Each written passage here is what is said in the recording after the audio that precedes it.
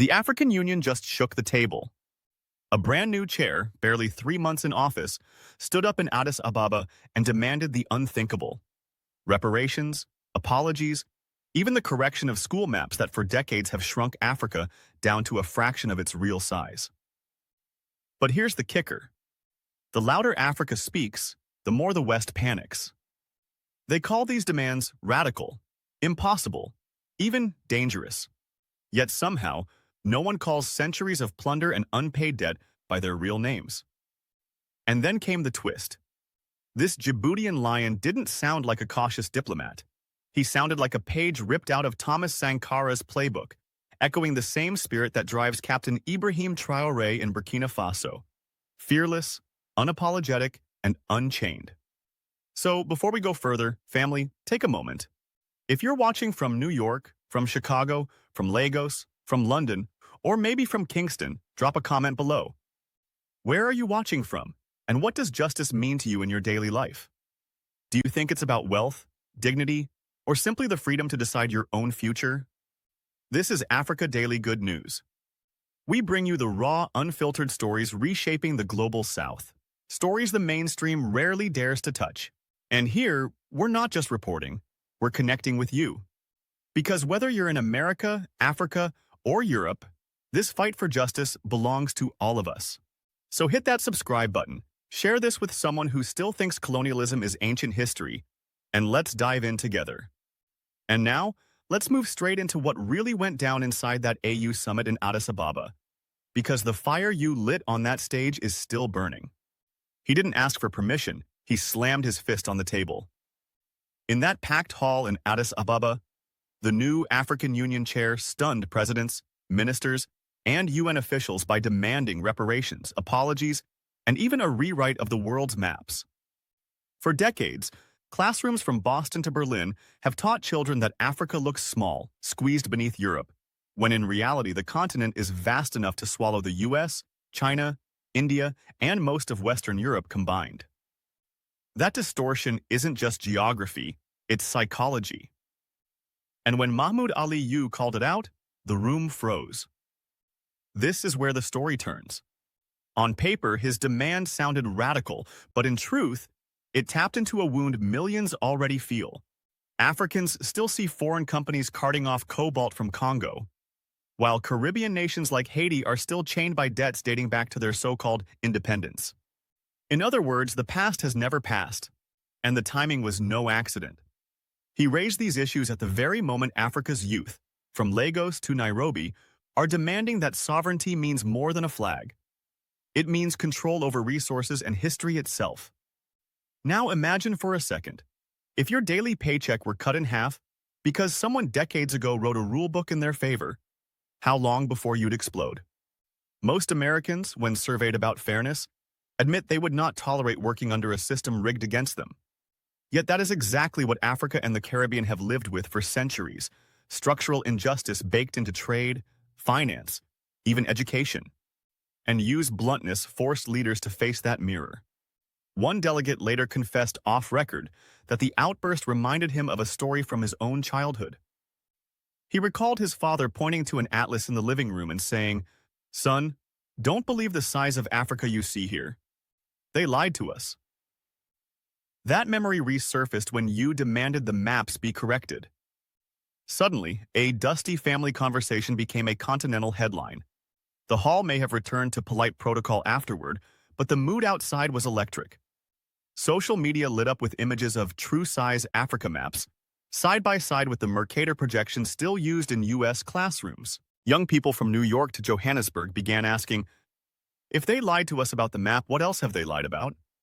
That's the ripple effect of one fist hitting the table. It shakes far more than the wood. And as we move deeper into this summit, the real question is not what was demanded, but how far those demands can travel before the old guard tries to silence them. Because the roar of one man in Addis has already crossed oceans, polite applause covered the tension in the room. After Yu's thunderous call for reparations and justice, diplomats straightened their ties, clapped with stiff smiles, and read their scripts. On the surface, it looked like business as usual.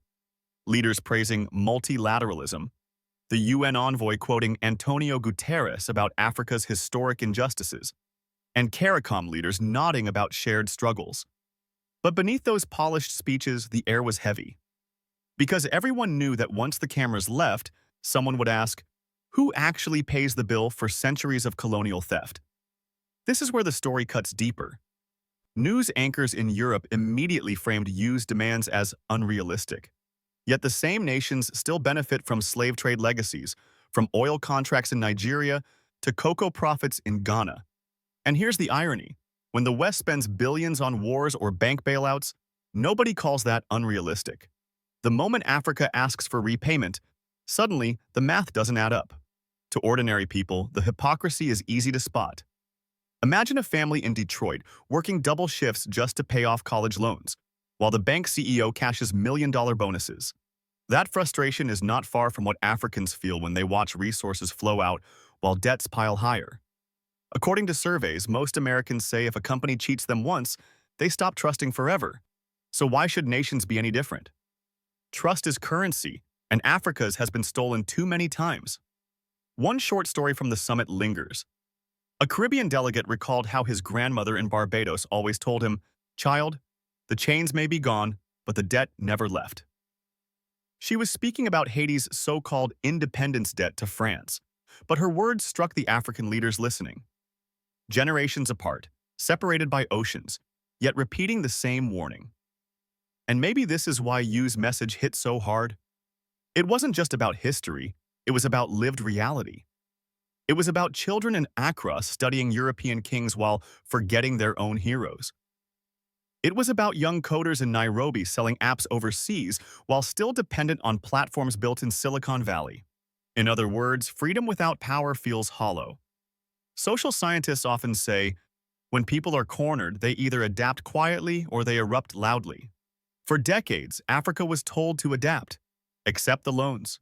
Accept the rankings. Accept the small space on the map. But this summit suggested the eruption has begun.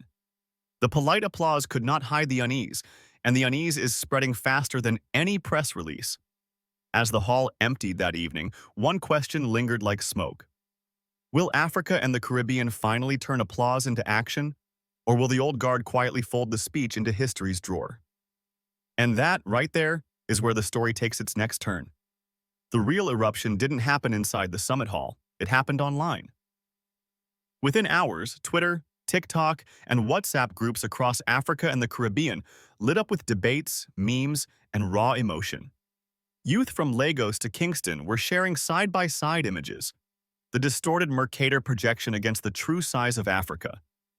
That single visual spread faster than any press release, and suddenly people who never cared about maps were asking, if the world lied about something so basic, what else has been hidden?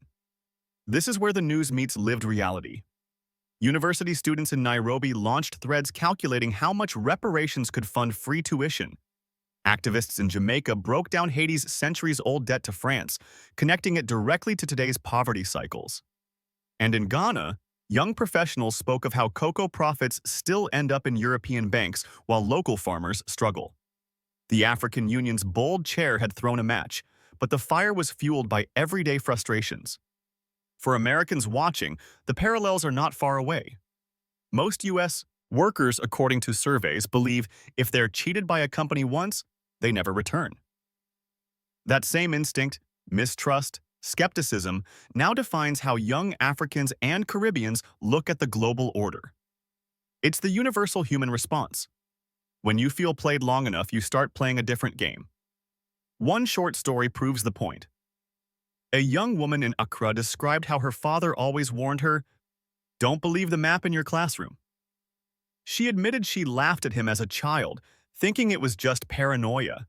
But when Yu's speech exposed the deliberate shrinking of Africa, she felt her father's words crash back like an echo. Suddenly, an old family conversation became a generational awakening.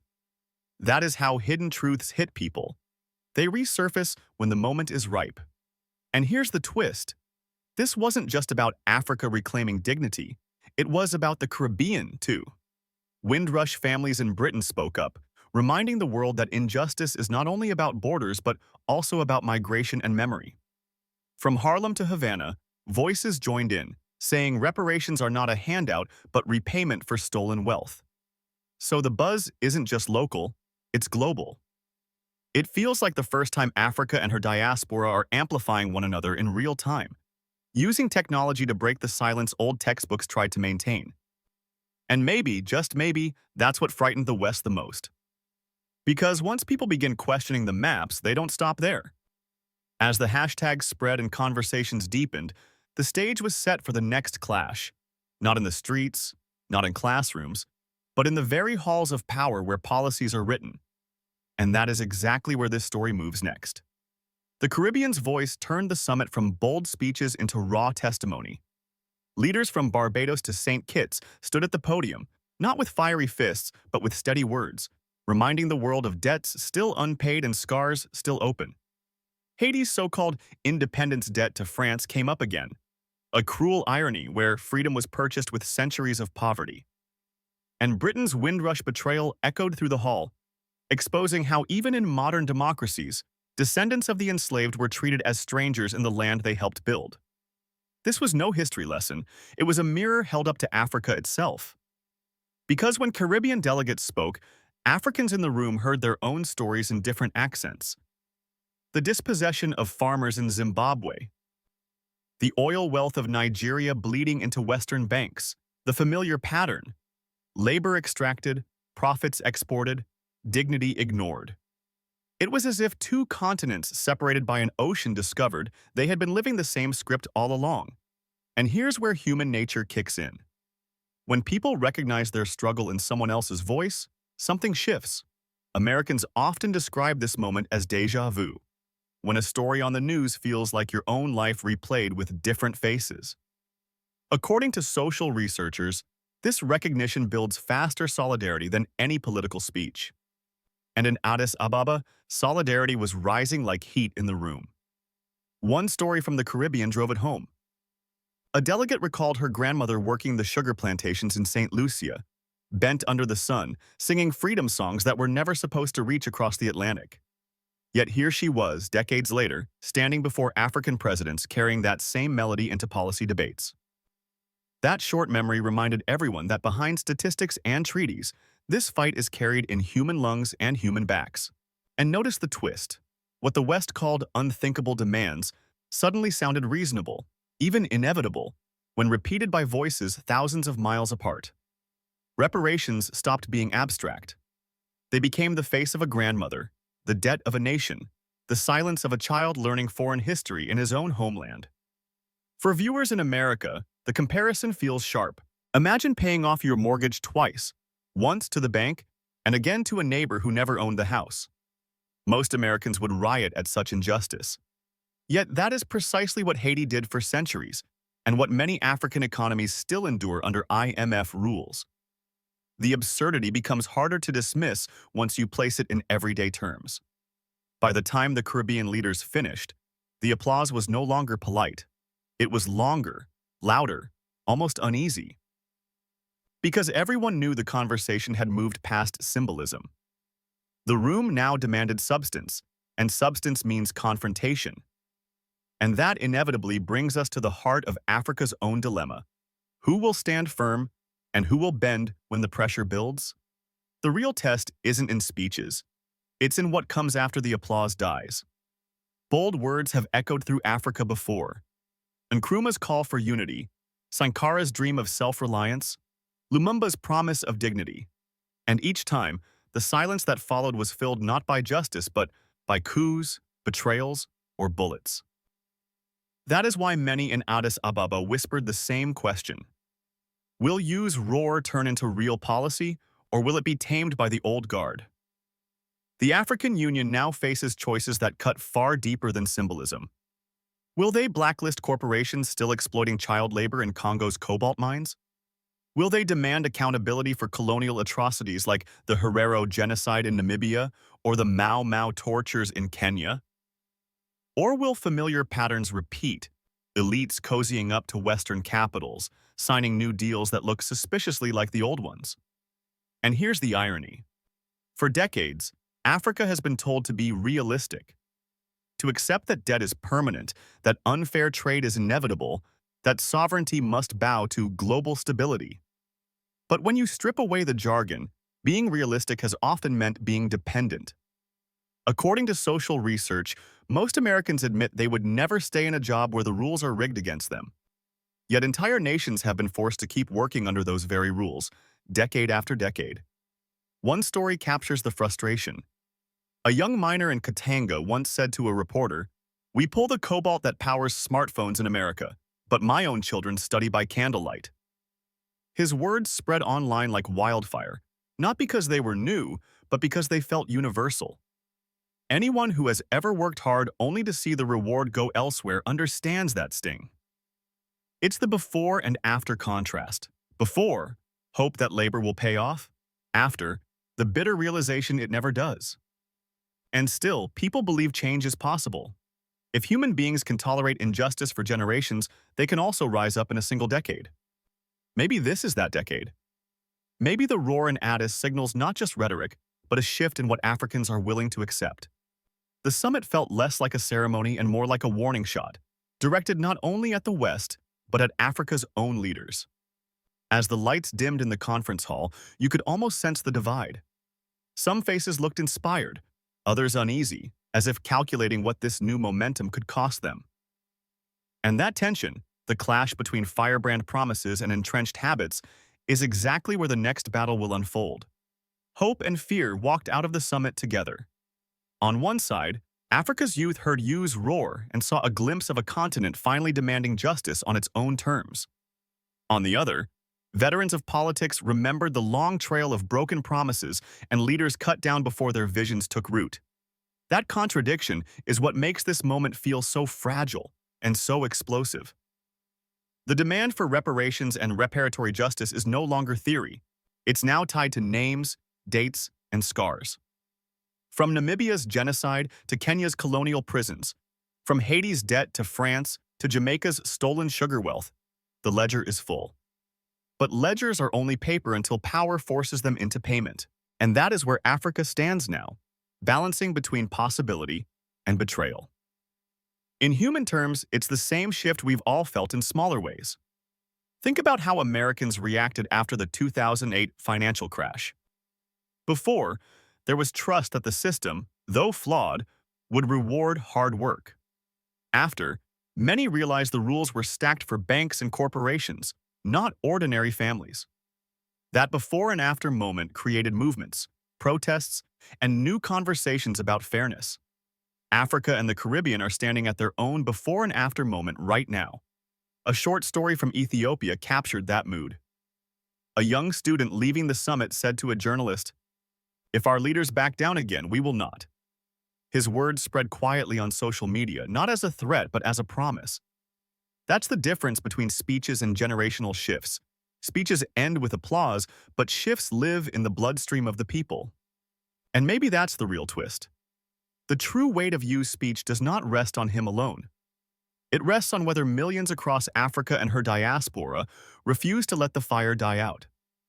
If human beings can normalize injustice for centuries, then they can also normalize justice if they choose to hold on long enough. Most Americans would say culture is just habit repeated until it feels natural. So what happens when Africa repeats dignity, ownership, and sovereignty until dependency finally feels unnatural? As night fell on Addis Ababa, the summit closed with formalities, but the echoes lingered. You could almost feel the invisible bridge stretching across the Atlantic, linking the Caribbean, linking Harlem, linking Havana, linking Lagos. A bridge built not of treaties or signatures, but of shared wounds and shared determination. And once a bridge like that exists, it's nearly impossible to burn. Colonialism didn't end with flags. It ended with unfinished business. That's the paradox the African Union Summit left hanging in the air. Leaders shook hands, posed for photos, and spoke of partnership. Yet the most powerful words were about debts unpaid, land stolen, and dignity denied. The contradiction is impossible to ignore. Nations declared free decades ago are still trapped in systems built by those who once enslaved them. The news alone is heavy, but it becomes even sharper when compared to everyday life. Most Americans say they would never sign a contract where one side profits forever and the other side carries all the risk. Yet that is exactly how Africa's resource deals often look. Gold exported, oil extracted, profits offshore, while ordinary families still wait for schools, hospitals, and electricity. When you see it in personal terms, it stops being foreign policy and starts looking like plain theft. One story from Jamaica captured the emotion. A community leader recalled how her village school had no running water, even as foreign companies made millions from the island's tourism industry. She said, "It's like watching strangers live in your house while you sleep outside." That line hit harder than statistics because it described a feeling most people recognize: the before and after of realizing the system was never designed for you. And here lies the subtle twist. The summit was not just about reparations or history. It was about rewriting the very rhythm of how Africa and the Caribbean engage with the world. If humans can learn to normalize oppression for centuries, they can also learn to normalize justice. Social studies show that habits define culture, and culture defines destiny. So the question isn't whether reparations are possible, it's whether people will repeat the demand until it becomes as natural as breathing. As the cameras shut down in Addis Ababa, the stage lights dimmed, but the conversations did not. They traveled into WhatsApp groups, into family kitchens, into classrooms where children now measure Africa's true size against the lies of old maps. That's how movements begin, not with declarations, but with whispers that refuse to stay quiet. And maybe that is the final image worth holding on to.